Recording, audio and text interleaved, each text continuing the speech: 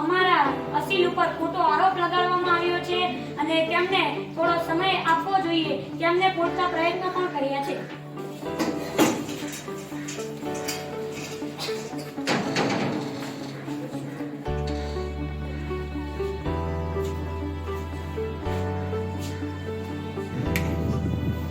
સાહેબ, અમારા ગામમાં પીવાનું પાણી રેગ્યુલર મળતું નથી. સરપંચ સાહેબને બેદરકાર છે એવું હું કહેવા માંગુ છું. સરપંચ શ્રી નિહાબેન હાજર થાય.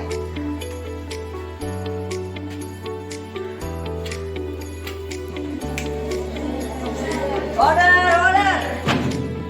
ચલાઈ જાઓ. કહીશ સત્ય જ કહીશ, સત્યને સિવાય હું બીજું કંઈ નહીં કહું. મારા માનનીય જજ સાહેબ, મારા પર જે આરોપ નાખવામાં આવ્યો છે તે તદ્દન ખોટો છે.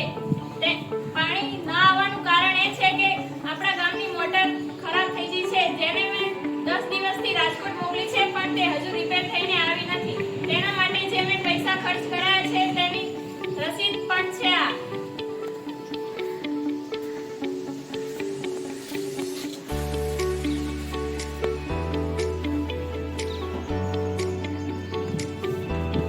ઓકે.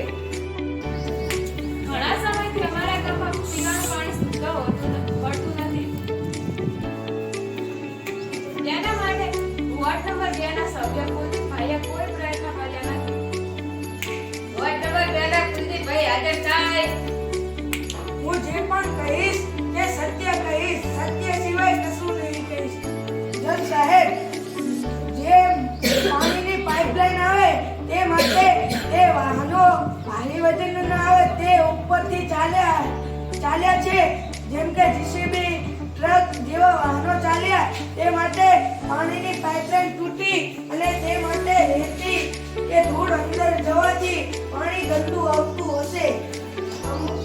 કદાચથી એવું પણ બને છે કે ઉપરથી પણ પાણી ગંદુ આવે છે અને તે માટે પાણી ગંદુ ના આવે એટલે પાણી સાફ કરવાની ગોળી અમે મંગાવી દીધી છે. અમારા ગામમાં અઠવાડિયામાં એક જ વાર પાણી આવે છે અને તેના સભ્યો નિષ્પાબેન એના પર કોઈ ધ્યાન આપતા નથી. વોર્ડ નંબર 3 ના મિસબાબેન હાજર થાય. હું જે પણ કહીશ તે સત્ય કહીશ, સત્ય જ કહીશ નહીં કહું.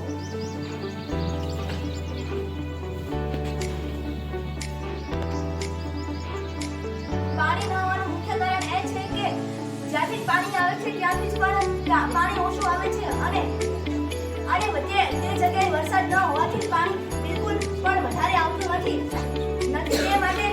તે માટે મેં પૂરતો પ્રયાસ કર્યા છે અને અઠવાડિયામાં જ્યાં સુધી બની શકશે ત્યાં સુધી હું પ્રયાસ કરીશ કે અઠવાડિયામાં 2-3 વખતે દરરોજ પાણી આવે. આઈ ઓબ્જેક્ટ માય લોર્ડ. હું મિસ કબેરને થોડા પ્રશ્નો પૂછવા માંગુ છું. શું હું પૂછી શકું છું? હા, તમને અનુમતિ છે. તમે કહો છો કે મેં પૂરતા પ્રયત્ન કર્યા છે. હું જાણી શકું કે તમે કેવા પ્રયત્ન કર્યા છે? માય લોર્ડ, આ પાણી ના આવવાથી મેં જ્યાંથી પાણી આવે છે તે વિભાગમાં મેં જાણ કરી છે અને તેમણે જણાવ્યું છે કે આ વિકલ્પ પ્રશ્ન છે જેને મેં જલ્દી સોલ્યુશન લાવો અને તેમને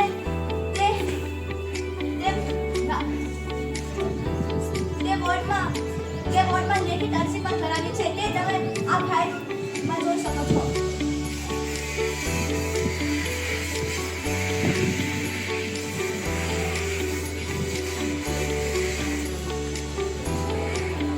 ઓકે. સાહેબ, અમારા ગામમાં પાઇપલાઇન લીકેજના કારણે શુદ્ધ પાણી વેરાય છે. વોર્ડ નંબર 4 માં ઘણા દિવસોથી પાણીનો બગાડ થઈ રહ્યો છે. હાજર થાય. હું જે પણ કહીશ સત્ય કહીશ, સત્ય સિવાય કશું ના કહીશ.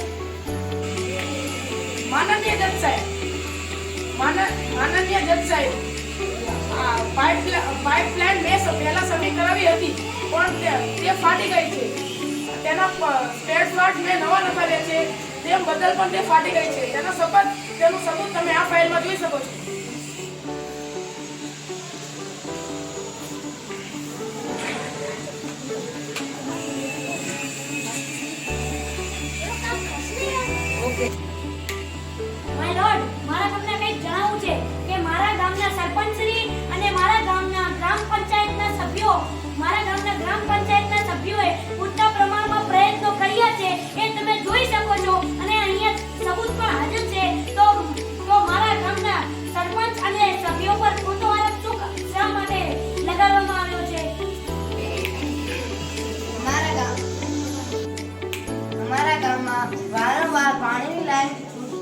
જાય છે.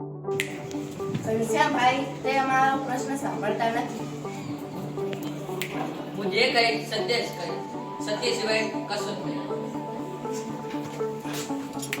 માનનીય જજ સાહેબ, ગામમાં બિલ્ડિંગનું કામ ચાલુ હોવાથી ઓવરલોડ સાધન ચાલવાથી પાઇપલાઇન તૂટી ગયેલ છે. તે અમે રિપેર કરી દીધી છે. હવે પાઇપલાઇનમાં પાણી સમયસર આવશે ને પાણીની સમસ્યા નહીં થશે.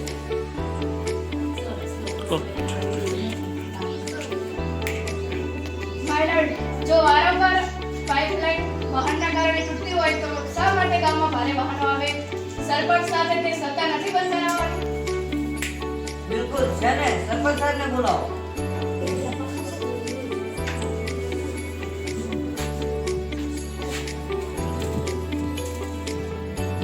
નામદાર જજ સાહેબ શ્રી, આજે હું ગામની મીટિંગ બોલાવી દઈશ અને તેનું નામદાર જજ સાહેબ શ્રી, આજે હું ગામની મીટિંગ બોલાવી દઈશ અને નોટિસ બોર્ડ પર નોટિસ લગાવી દઈશ. કાલથી જ આનું પાલન થઈ જશે. સાહેબ, અમારા ગામમાં મેઇન રસ્તા પર પાણી ઢોળવાના કારણે રોડ પર ગંદકી ફેલાય છે. હું સત્ય બોલી, સત્ય સિવાય કંઈ પણ નહીં બોલું. ઓકે. જજ સાહેબ, તેનું કારણ છે કે તે સોસાયટીના લોકો કપડાં અને વાસણ ધોઈને પાણી બહાર ઢોળે છે અને જ્યારે પાણી આવે ત્યારે નળ ખુલ્લો મૂકી દે છે અને પાણીનો દુરુપયોગ કરે છે, જેના કારણે મેઇન રસ્તા પર ગંદકી ફેલાય છે. જજ સાહેબ, અમારા ગામમાં પાણીના પ્રેશર હોવાના કારણે મોટર વગર પાણી ઉપર ચડતું નથી. નામદાર જજ સાહેબ, મેં પાણીની ટાંકીમાં લીકેજ હોવાના કારણે પાણીનું પ્રેશર ઓછું આવે છે. તો જજ સાહેબ શ્રી, ઘણા સમયથી આનો પ્રશ્ન છે તો નિરાકરણ ક્યારે આવશે? શ્રી વકીલ સાહેબ, શું હું જાણી શકું છું કે તમારા આશીલ સરપંચ સાહેબે કયા કયા પ્રયત્નો કર્યા?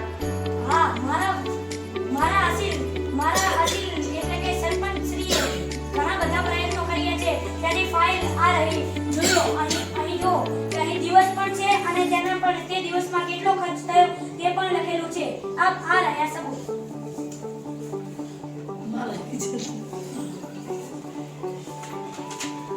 ઓકે. શ્રી જજ સાહેબ, અમારા ગામમાં પાણીના બગાડના કારણે રોગચાળો ફેલાય છે. વોર્ડ નંબર 8 ના ઓવેશ ભાઈ કોઈ અમારી વાત સાંભળતા નથી. હું જે પણ કહીશ તે સત્ય કહીશ, સત્ય સિવાય કંઈ પણ નહીં. આપણા ગામમાં આરોગ્ય ટીમ બોલાવી દવાનો છંટકાવ કરવામાં આવ્યો છે. ત્યાંની આની જરૂર પડશે તો આની રિપીટ કરવામાં આવશે.